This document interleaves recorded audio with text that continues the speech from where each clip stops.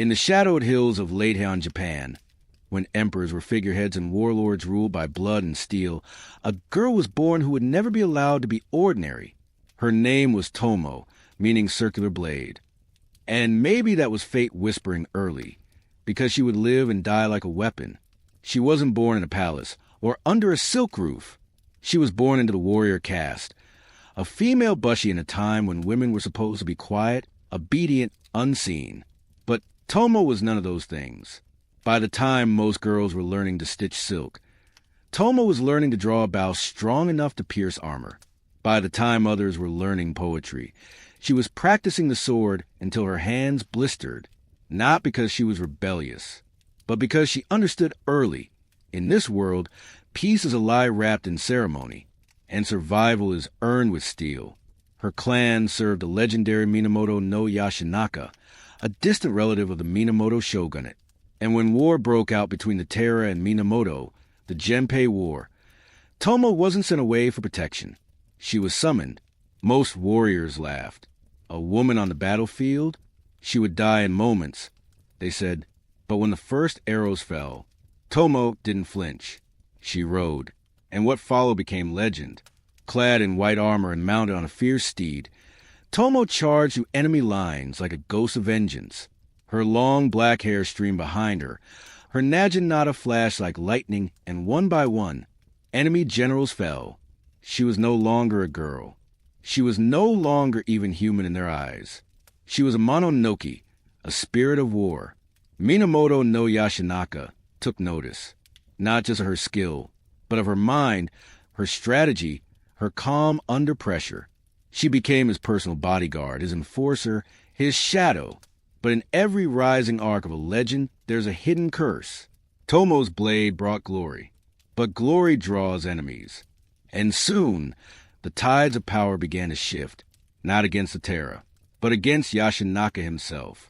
And when betrayal comes, it always comes from within.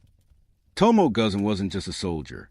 She was a paradox, a woman forged like a blade, but bound by the heart of loyalty. And the man she chose to serve, Minamoto no Yashinaka, wasn't like the others. He was wild, brilliant, dangerous, known as Kiso no Yashinaka. He led a rebellion not just against the Taira, but against his own Minamoto kin, the shogunate in Kyoto. In a world full of masks and silence, Yashinaka spoke fire. And Tomoe, she followed him like flame follows wind. Was it love? The scrolls never say. Maybe it was deeper, more tragic. A warrior's devotion not to a man, but to the only soul who saw her not as a woman in armor, but as a true equal. In camp, they whispered, Yashinaka keeps a woman as his guard. Some laughed. Others watched her too long. But Tomoe never blinked. She rode at his side, ate from the same bowls, slept beside his tent, and when he rode into chaos, she was already ahead of him. Together, they carved through the Genpei War like twin swords. Battle after battle, Tomoe dismounted enemy commanders. She beheaded one with a single strike, tore another from his horse, and scattered units of cavalry like dust. The Taira began to fear her name. Some even claimed she was an onryo, a vengeful spirit sent by the gods to punish arrogance. But victory does strange things to men. As Yashinaka grew more powerful, his enemies multiplied. Not on the battlefield, but in his own bloodline.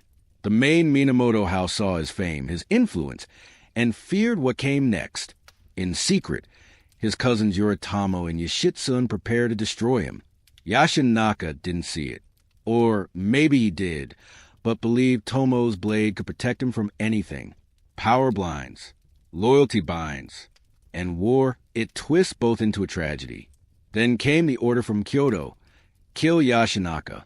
He was to be erased, not by enemies, but by his own clan, and with him, everything and everyone he loved.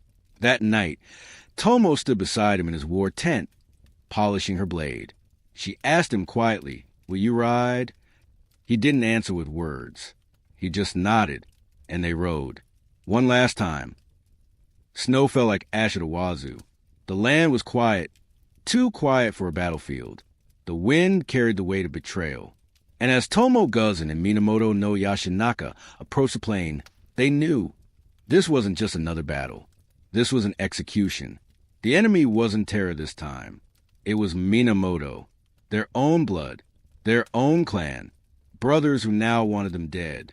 Yashinaka stood tall, but the fire in his eyes had dimmed. He knew what this meant. Power in Japan was never permanent. It shifted like mist, and men who flew too high were cut down before they became gods. Tomoe, dressed in her white lacquered armor, tightened her grip on the reins.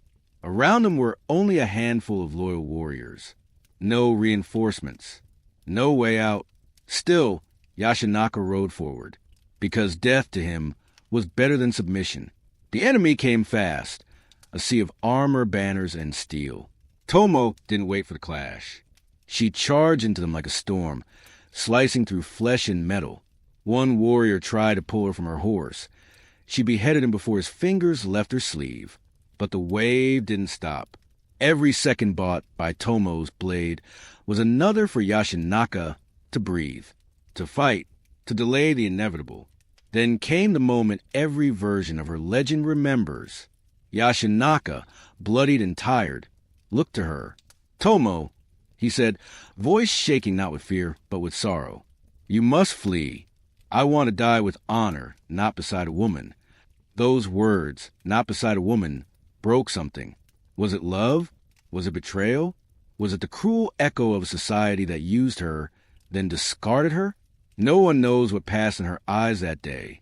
But she didn't weep. She didn't argue.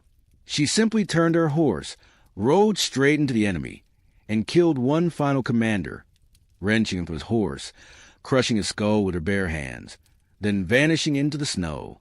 Yashinaka was struck by arrows moments later, falling into a frozen stream, alone. That was the end of his rebellion. But for Tomoe, that was the moment she left legend and entered myth. After the snow at Owazu was stained with blood, Tomoe Gozen disappeared. No one knows what happened to her. The scrolls go silent. The war drums stop. And all that's left is a whisper, a name carried by wind and folklore. Some say she wandered into the mountains, shedding her armor and becoming a nun, her hands, once weapons, now used only in prayer. Others claim she was captured, brought before the enemy Minamoto lords, and forced into marriage, made to serve the very clan that murdered the man she once protected.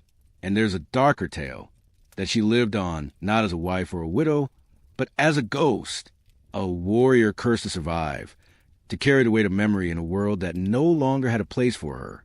But here's the strange truth. None of the records can agree on her ending, because history didn't know what to do with her. Tomoe was a contradiction, a woman who shattered every boundary of her time, leading troops, killing generals, standing shoulder to shoulder with warlords. Yet she wasn't a noble. She wasn't a man. She didn't leave behind heirs, temples, or treaties. So the scribes, all men, all samurai loyalists, had a problem. How do you record a woman like Tomoe without rewriting the very rules of power? Their answer? You don't. You reduce her to a footnote, a curiosity, a strange exception in a male-dominated epic. In the tale of the Haika, the most famous chronicle of that era, Tomoe is mentioned in only a single passage, just a paragraph. Imagine that, a warrior who changed the course of battles, reduced to a few sentences. Because Tomoe didn't just fight a war with swords. She fought a deeper war against a world that only honored women when they were quiet, gentle, and dead. But she was never quiet, never gentle. And when she vanished, she wasn't dead. She was free. And perhaps that's why she haunts the edges of memory. Because real power isn't how you die. It's what they fear to remember. Centuries have passed since Tomoe Gozen vanished from the battlefield, and still, she refuses to be forgotten. Not because the history books honored her. Not because her name is carved into shrines. But because every time someone whispers her story, a fire lights in the dark. A spark that refuses to die. They tried to erase her. To shrink her into a legend. To confine her to one neat role. The fierce mistress. The tragic lover. The warrior nun. But none of those labels ever fit.